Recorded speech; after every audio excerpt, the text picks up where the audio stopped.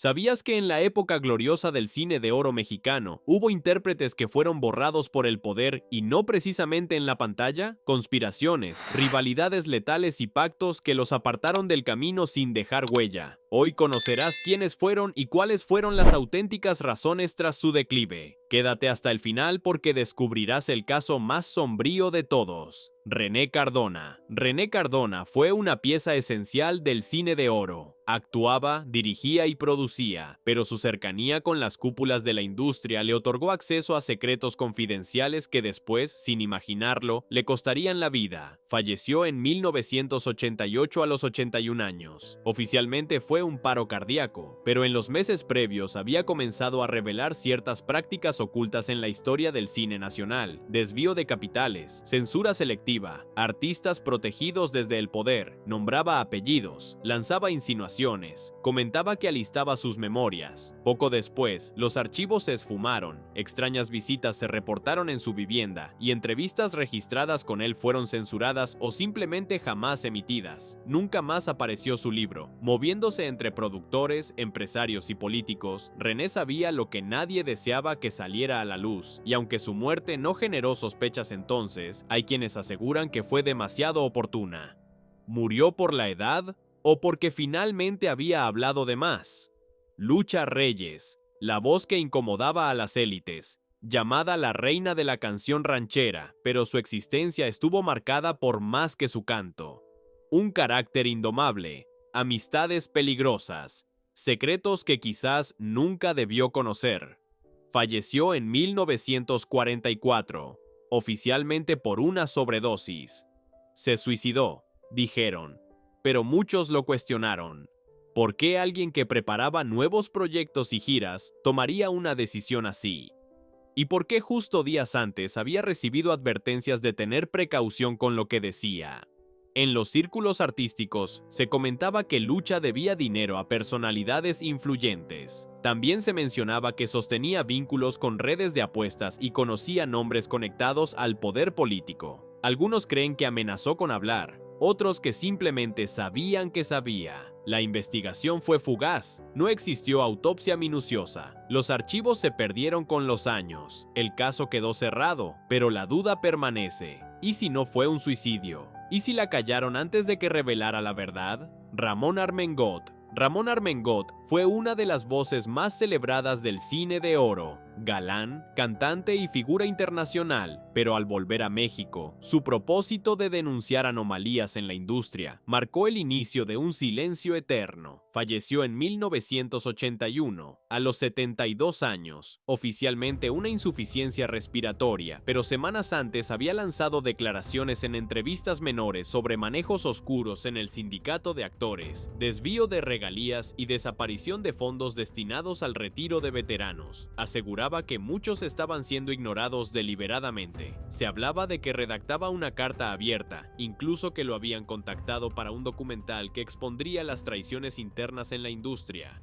pero todo quedó en simples rumores. Nada de eso salió a flote. A diferencia de otros, Armengot no murió en pobreza ni abandono, pero sí en un silencio incómodo. Su voz, que por años llenó cines y escenarios, se extinguió justo cuando parecía querer decir lo que nadie más osaba. ¿Fue solo casualidad o lo hicieron callar en silencio? Carmen Mondragón, libertad, secretos y una locura conveniente. Nawin era incómoda, pintora, modelo, agitadora. Su mera presencia desafiaba las normas de su época. Vivió con desenfreno, se rodeó de escritores, políticos y artistas, y decía lo que nadie se atrevía a decir, y tal vez por eso la silenciaron sin tocarla. Durante su existencia sufrió marginación, encierros y diagnósticos que hoy parecen sospechosamente convenientes. Locura, histeria, desequilibrio. La sociedad le dio la espalda, no por sus obras, por lo que sabía. Hay quienes sostienen que Nahui poseía secretos que comprometían a más de una figura pública. Su arte escondía símbolos, denuncias ocultas, nombres enmascarados, y su vida irreverente, libre, desafiante, la convirtió en blanco de una campaña de desprestigio discreta, pero efectiva. ¿Fue de veras demente o la hicieron parecerlo? ¿Fueron sus palabras producto de alucinaciones o advertencias disfrazadas de poesía? La historia oficial apenas la recuerda, pero el poder cuando se siente en riesgo no siempre mata. A veces basta con lograr que el mundo deje de escucharte. Amelia Wilhelm, comedia, poder y un silencio incómodo. Fue una de las soberanas de la comicidad en la era dorada. Amelia Wilhelm tenía una chispa que desarmaba a cualquiera. Actriz, cantante, escritora, se movía entre la burla y la sátira con una lucidez que no siempre caía bien a quienes gobernaban. Se comentaba que sabía reírse como nadie, pero también sabía observar. Falleció en 1962, a los 58 años, oficialmente un infarto, pero hubo indicios que nunca encajaron del todo. Semanas antes había sostenido enfrentamientos públicos con algunos productores por asuntos contractuales. También había comenzado a hablar entre líneas con insinuaciones sobre las redes de explotación dentro del medio, abuso de jóvenes actrices, favores íntimos a cambio de papeles, listas negras. Algunos aseguran que alistaba una obra teatral con referencias directas a personalidades reconocibles del mundo artístico y político. Se dice que la presionaron para detenerla. Otros sostienen que la última entrevista que ofreció fue archivada por respeto tras su partida. Nunca vio la luz. El ambiente en que se desenvolvía Amelia era estrecho, vigilado, y ella, con su lengua mordaz y memoria privilegiada, representaba una amenaza. ¿Falleció por causas naturales? ¿O alguien decidió que era preferible que no continuara hablando? Joaquín Pardavé. Humor, control y una muerte que desconcertó. Joaquín Pardavé fue un artista polifacético del cine de oro, actor, realizador, guionista y compositor. Se movía con soltura entre el ambiente del espectáculo y las oficinas del poder. Esa proximidad lo llevó a saber más de lo que quizá debía, y sin advertirlo pudo firmar su sentencia definitiva. Falleció en 1955, oficialmente de un derrame cerebral, pero versiones no oficiales circularon durante décadas, que fue enterrado vivo por error, que hubo presiones familiares por su herencia, que ciertos papeles desaparecieron de su hogar antes de su deceso. Lo más inquietante es que en el último año de su vida, Pardavé había empezado a redactar un guión basado en hechos reales de corrupción y favoritismo dentro del cine nacional. Comentaba que todo estaba inspirado en lo que se conocía y no se contaba. Algunos cercanos recordaron después que había recibido advertencias amistosas para no continuar con aquel plan. El libreto nunca se halló. Su muerte fue veloz, su sepelio multitudinario, su legado intocable. Pero entre bastidores, muchos aún se cuestionan, ¿fue realmente un derrame cerebral o algo lo obligó a callar por siempre? Carlos López Chaflán, comedia, sigilo y un desenlace que despierta dudas. Carlos López Chaflán fue un histrión emblemático del cine de oro. Su humor singular y sus numerosas colaboraciones lo volvieron entrañable, pero su cercanía con libretistas, cineastas y funcionarios lo hizo también depositario de verdades incómodas que con el tiempo se tornaron una carga. Falleció en 1942 a los 44 años, oficialmente por causas naturales tras una neumonía, pero su partida sorprendió. No había antecedentes médicos graves ni historial preocupante. Apenas días antes se le había visto activo y jovial en un rodaje. En aquel tiempo, Chaflán trabajaba en una obra con matices políticos que satirizaba a ciertos dirigentes sindicales del ámbito artístico. Se murmuraba que el protagonista era una burla enmascarada de un funcionario influyente. Hubo presión para que desistiera del montaje, no se dio. Tras su muerte, el guión fue incautado por supuestos derechos de autor. El elenco se disolvió y, pese a su popularidad, pocos medios cubrieron su deceso con la seriedad esperada. Hoy la duda persiste. ¿Lo fulminó una infección o el contenido de su próximo papel? Gloria Marín, elegancia, poder y un mutismo impuesto en vida. Gloria Marín fue una de las divas del cine de oro, hermosa, astuta y con conexiones en las más altas esferas artísticas y políticas. Pero esa misma cercanía con el poder la volvió una testigo incómoda de acuerdos, favores y resoluciones que no debían salir a la luz.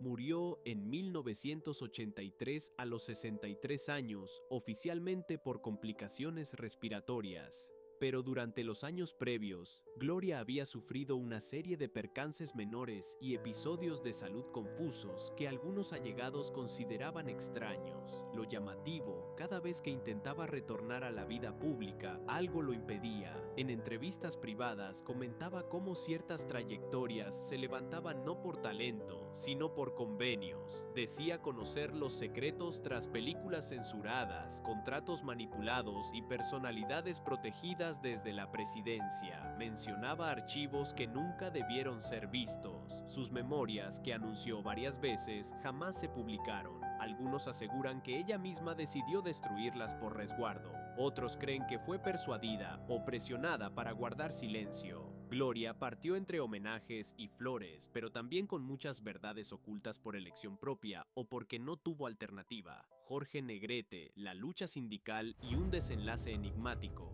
Jorge Negrete, emblema del cine ranchero y dueño de una de las voces más imponentes de su tiempo, también fue un hombre de carácter indomable. Esa misma firmeza lo llevó a convertirse en líder de la Asociación Nacional de Actores ANDA en 1953, enfrentando una de las contiendas más peligrosas de su vida: desmantelar la corrupción sindical. En un México donde las agrupaciones laborales eran dominios controlados por mafias y políticos, su batalla era casi una sentencia. Desde su cargo intentó frenar el nepotismo y el desvío de recursos. Señaló públicamente el manejo arbitrario de capital por parte de dirigentes con nexos en el gobierno y la industria fílmica. No era mero idealismo.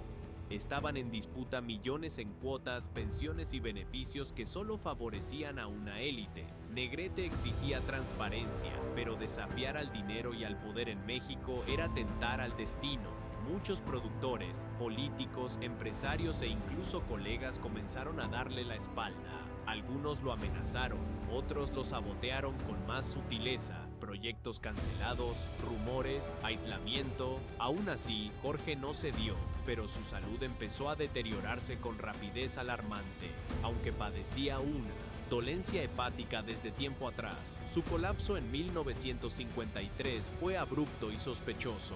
Estando en Los Ángeles, fue internado de emergencia por cirrosis avanzada. En cuestión de días perdió la vida oficialmente por fallo hepático, pero muchos lo pusieron en duda. Algunos médicos de entonces expresaron sospechas sobre la velocidad con que se agravó. Se llegó a insinuar que pudo haber sido envenenado o que no recibió la atención adecuada. El sistema lo dejó morir. Cuando su cuerpo regresó a México, multitudes lo homenajearon, pero entre lágrimas y aplausos también flotaba la sombra de la traición. Pedro Infante, secretos y un vuelo trágico. Pedro Infante fue mucho más que el máximo ídolo del cine mexicano. Mantenía nexos con las altas esferas políticas, militares y empresariales. Su encanto lo volvía apreciado por todos, pero también lo situó en escenarios comprometidos. El 15 de abril de 1957, su avión cayó en Mérida, Yucatán. El país entero quedó en shock, pero desde ese instante surgieron las dudas. ¿Cómo es que un piloto con tanta pericia sufrió un siniestro tan fatal? ¿Por qué su cuerpo quedó irreconocible y fue identificado únicamente por una placa metálica en su cráneo? Pedro Infante conocía secretos, tenía acceso a un mundo de poder que pocos podían comprender, mantenía proximidad con personalidades del PRM, el partido dominante de entonces, así como con altos mandos castrenses y magnates influyentes. Hay quienes creen que Pedro Infante, además de ser adorado por el pueblo, gozaba de privilegios singulares que le abrían puertas y le permitían salirse con la suya en más de una ocasión. Uno de los rumores más persistentes indica que Pedro estaba vinculado de manera directa o indirecta con una red de contrabando que operaba en la península de Yucatán. Algunos sostienen que fue engañado y terminó implicado sin saberlo.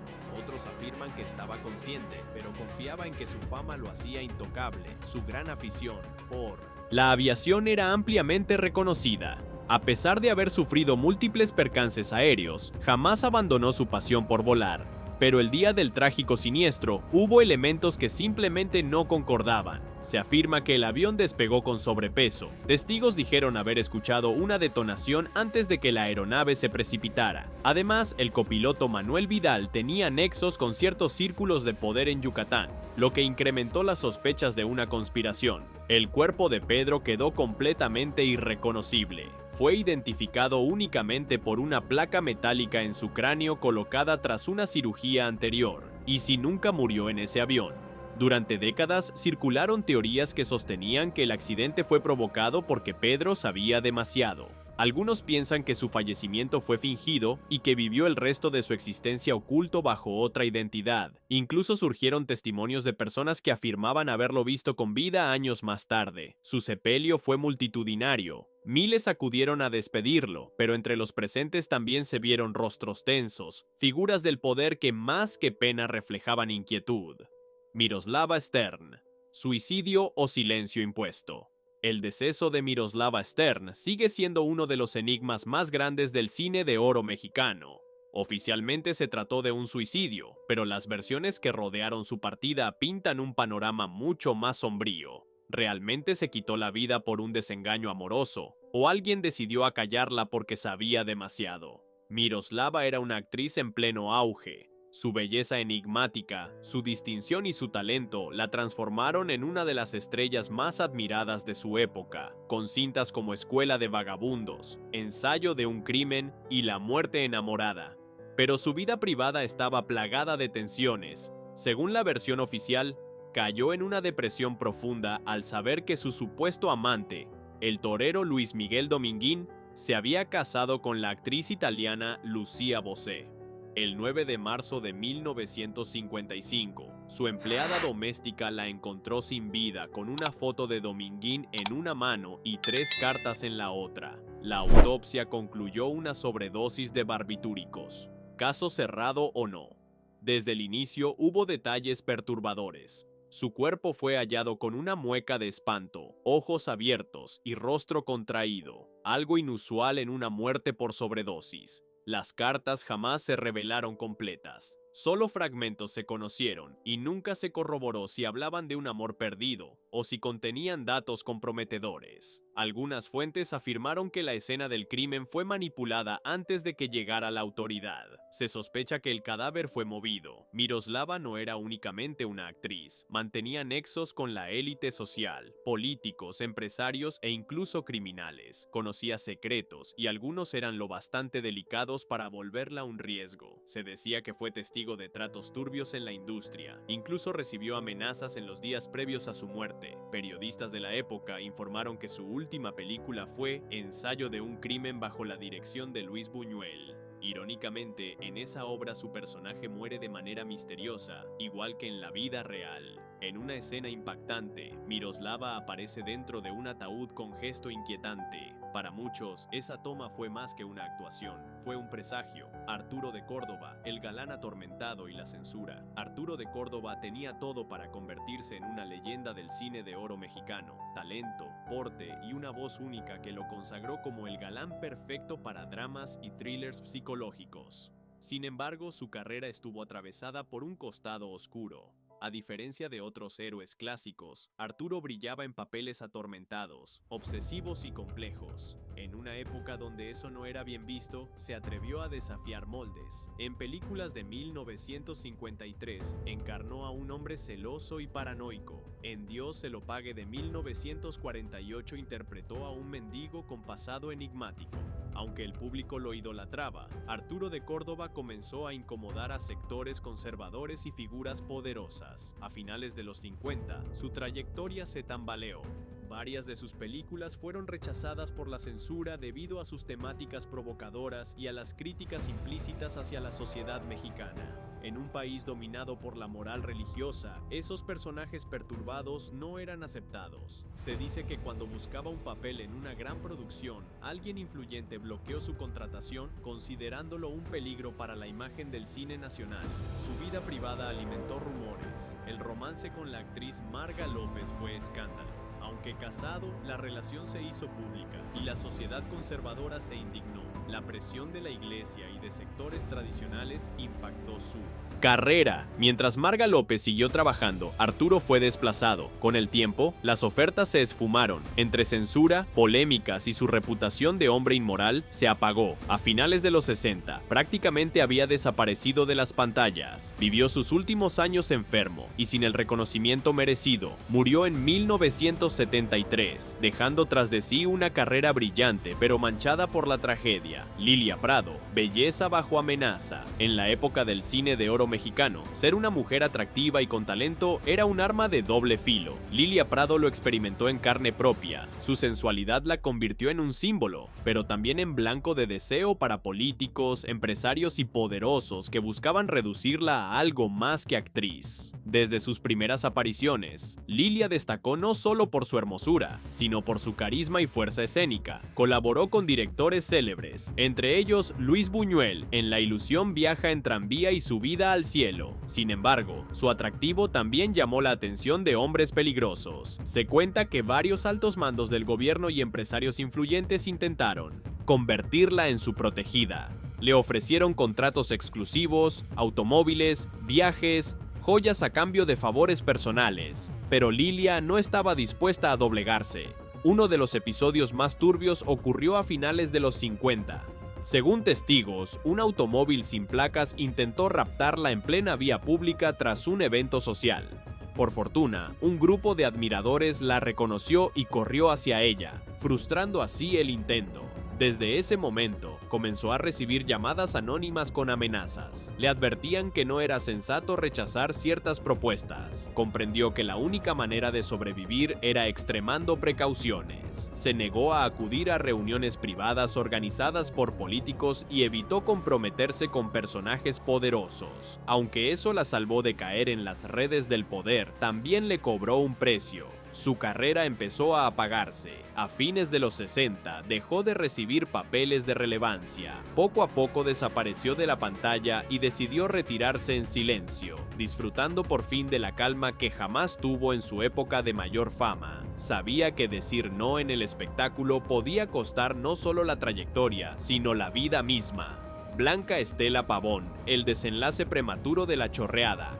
Nacida en Minatitlán, Veracruz, en 1926, Blanca Estela mostró desde niña pasión por la danza y las artes. Poco después, en la Ciudad de México, ingresó a la Legión Infantil de la emisora XQ, a inicios de los 40.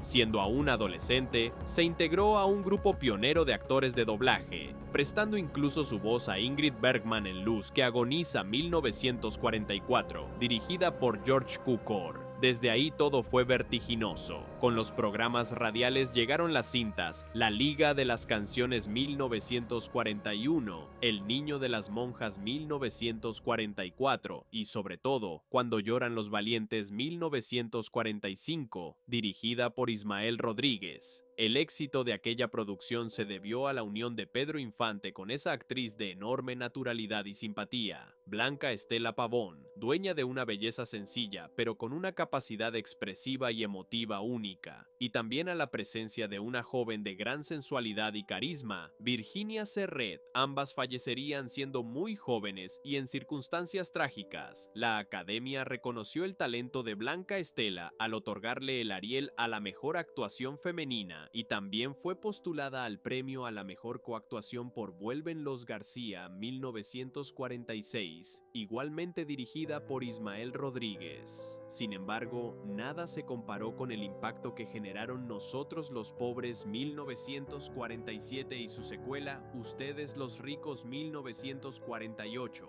con las que Infante y Blanca Estela Pavón se convirtieron en la dupla más conmovedora del cine mexicano. Ella como la chorreada, prometida del noble carpintero Pepe el Toro, en un barrio obrero de la capital donde los excesos melodramáticos se transformaron en virtudes de esos relatos emblemáticos. Cinema Reporter, en su edición de enero de 1949, publicaba Significa la consagración de Ismael Rodríguez como realizador y a la vez la confirmación de Blanca Estela Pavón como actriz sobresaliente, emotiva, versátil y brillante. Blanca Estela protagonizó melodramas apasionados como Cortesana y La bien pagada 1947 y también En cada puerto, un amor, En los altos de Jalisco y Los tres tecos 1948. esta última igualmente de Ismael Rodríguez, con Infante interpretando un triple rol, el de los hermanos Andrade, Lorenzo, el tamaulipeco, padre de la Tucita, María Eugenia Llamas, y al parecer un bandido apodado el Coyote, el cura Juan de Dios, el potosino violinista, y Víctor, el veracruzano militar enamorado de la simpática Maritoña, Blanca Estela, una joven huérfana con su mula, a quien le canta Areinito,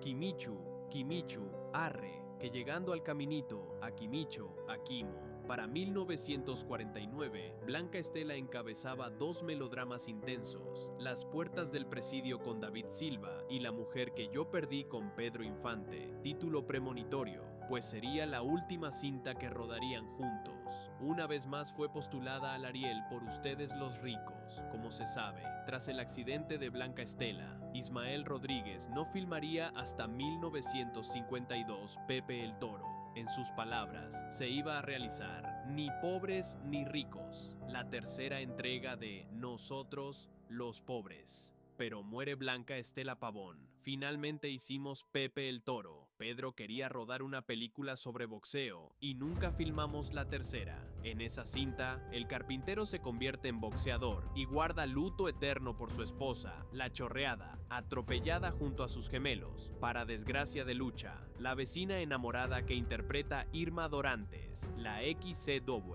interrumpió la transmisión de uno de sus programas musicales para dar la noticia. La trágica noche del Pico del Fraile comenzó cuando el bimotor SAT de Mexicana de Aviación partió desde Oaxaca el lunes 26 de septiembre, transportando como pasajeros, entre otros, a Salvador Toscano, hijo, historiador y fundador del Instituto de Investigaciones Estéticas de la UNAM, al senador Gabriel Ramos Millán, director de la Comisión Nacional del Maíz, y a nuestra querida colaboradora y destacada estrella del cine nacional, Blanca Estela Pavón, junto a su padre, don Francisco B. Pavón. Está confirmado. Todos los tripulantes y viajeros perecieron en tan infausto accidente. Nos ha dejado Blanca Estela, pero su espíritu permanecerá entre nosotros a través de sus películas, sus personajes y en nuestros corazones. La voz solemne del locutor se apaga para dar paso a un sonido venerado y eterno, el de la propia Blanca Estela Pavón, que suena distante, casi espectral, arrancando lágrimas a los oyentes con el tema de Manuel Esperón, acompañada por la orquesta de Mario Ruiz Armengol interpretando la canción de la película Que Dios me perdone 1947, dirigida por Tito Davison. Me quedé reflexionando en lo vivido, en las amarguras que trae la existencia, de pronto el olvido, una promesa dulce, el beso que fingía, locura, zozobra y agonía. Estas cosas saben a mentira, si pudiera borrarlas sin dolor de mi vida. Otra vez presiento que vendrá la hora de buscar una esperanza tibia soñando que me embriague, y que Dios me perdone si mi pensamiento solo haya en los sueños otra mentira. Fernando Soler. Fernando Soler fue uno de los grandes pilares del cine de oro mexicano, integrante de la célebre familia Soler. Su trayectoria como actor, director y guionista lo consolidó como figura central dentro de la industria cinematográfica. Aunque siempre proyectó la imagen de hombre honorable y representante del cine familiar, Fernando también enfrentó presiones y tensiones desde el poder, sobre todo cuando decidió alzar la voz contra prácticas turbias del medio. Durante las décadas de los 40 y 50, Fernando fue testigo de cómo los estudios y sindicatos eran dominados por intereses políticos y económicos. Al igual que su amigo Jorge Negrete, se alarmó por la falta de transparencia en el uso de los recursos y la manera en que algunos grupos utilizaban el cine como aparato de manipulación. Su postura crítica lo volvió incómodo para muchos. Soler no solo protagonizó filmes emblemáticos, sino que también participó en movimientos que buscaban dignificar la labor actoral y frenar los abusos del poder sindical. Se involucró activamente en la defensa de los derechos de los intérpretes, lo que lo llevó a enfrentarse de lleno con líderes sindicales ligados al poder político. Estas acciones, aunque valientes, acarrearon consecuencias profesionales. Los productores comenzaron a restringir fingir su presencia en varios proyectos y a obstaculizar la distribución de películas, sobre todo aquellas cuyo contenido podía entenderse como crítica velada a la sociedad o al sistema. Más de una vez, escenas donde sus personajes cuestionaban injusticias fueron cortadas o censuradas antes del estreno. Pese a ser querido por el público y respetado por sus colegas, Fernando padeció en carne propia las represalias de enfrentarse a las cúpulas de poder. Aunque nunca fue exiliado ni vetado públicamente, su carrera sufrió una serie de bloqueos silenciosos que limitaron su proyección en proyectos clave de sus últimos años. Aún así, Fernando Soler mantuvo firme su integridad y dejó un legado de profesionalismo y compromiso con el arte y la justicia dentro del cine mexicano. Su historia es un ejemplo claro de cómo incluso las figuras más queridas podían ser objeto de censura y presión cuando rehusaban someterse al poder. Más allá de los reflectores, muchos intérpretes del cine de oro fueron víctimas de juegos oscuros que los borraron sin piedad. Cuando el poder hablaba, ellos callaban o desaparecían. ¿Qué opinas de estas historias ocultas? Escríbenos en los comentarios. Y si disfrutaste este recorrido por los secretos más sombríos del cine mexicano, no olvides suscribirte, dejar tu me gusta y compartir este video con quienes aman las leyendas que nunca mueren. Nos vemos en el próximo.